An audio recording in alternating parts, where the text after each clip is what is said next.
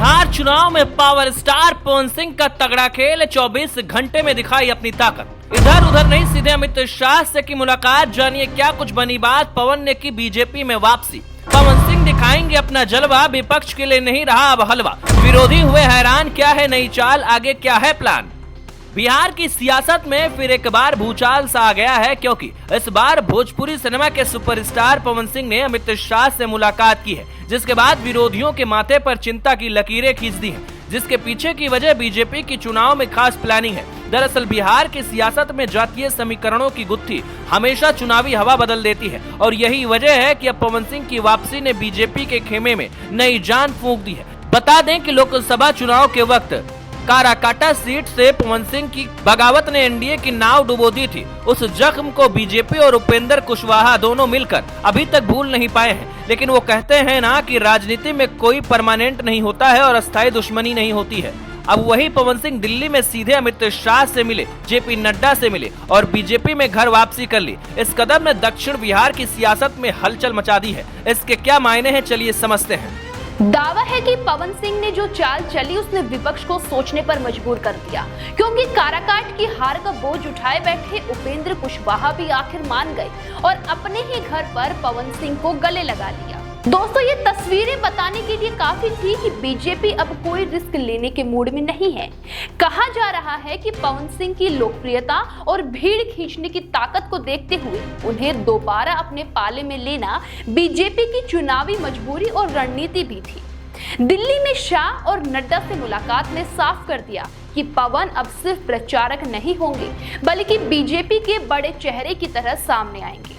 ऐसा भी कहा जाता है कि लोकसभा चुनाव के दौरान पवन सिंह की बगावत ने राजपूत और कुशवाहा वोटरों के बीच खाई चौड़ी कर दी थी।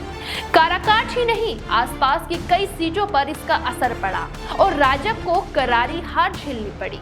जानकारों की माने तो विपक्ष ने इसे खूब भुनाया और बीजेपी को राजपूत बनाम कुशवाहा का टैग थमा दिया। दोस्तों, अब पवन सिंह की वापसी से बीजेपी को उम्मीदें हैं कि ये दरार कम होगी। शाहाबाद और मगध की करीब 2 दर्जन सीटों पर सीधा असर पड़ रहा है। देखा जाए तो पवन सिंह सिर्फ सिनेमा के हीरो नहीं, बल्कि गांव-गांव और मोहल्लों में उनकी पकड़ गजब की है।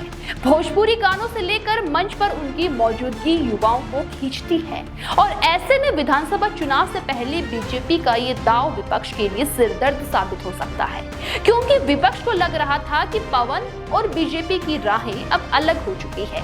लेकिन ये घर वापसी चुनावी समीकरण को पूरी तरह बदल सकती है। विपक्षी खेमे में अब ये सवाल गूंज रहा है कि आखिर पवन सिंह बीजेपी के स्टार प्रचारक बनकर उतरे तो भीड़ और वोट दोनों का समीकरण कैसे संभालेंगे।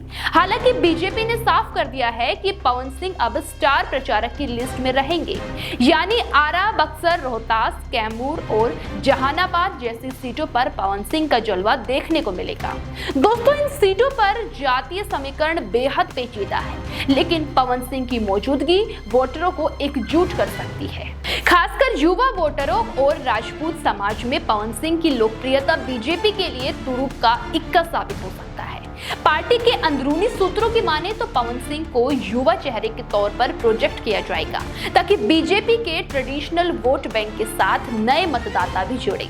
राजनीतिक जानकारों का भी मानना है कि पवन सिंह की ये वापसी विपक्ष के लिए सीधा झटका है, क्योंकि लोकसभा चुनाव में बीजेपी को चोट पहुंचाने वाले वही पवन अब बीजेपी के सबसे बड़े प्रचार हथियार बन सकते हैं। दोस्तों, पवन सिंह का ये कदम बताता है कि राजनीति में वक्त के साथ ही चाल बदलनी पड़ती है।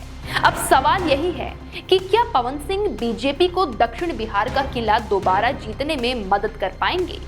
जानकारों का मानना है कि अगर पवन मर्यादा में रहकर पार्टी लाइन पर काम करते हैं तो बीजेपी को बड़ा फायदा होगा और विपक्ष को बड़ा नुकसान हो सकता है। फिलहाल पवन सिंह की घर वापसी ने बिहार चुनाव से पहले माहौल गर्म कर दिया है। बीजेपी ने दिखा दिया है कि वो हार से सबक लेकर अपनी रणनीति बदल रही है। अब पवन सिंह का जलवा सड़कों और सभाओं में कितना वोटों में बदलता है, यही तय करेगा कि बिहार की सियासत में कौन बाजी मारता है।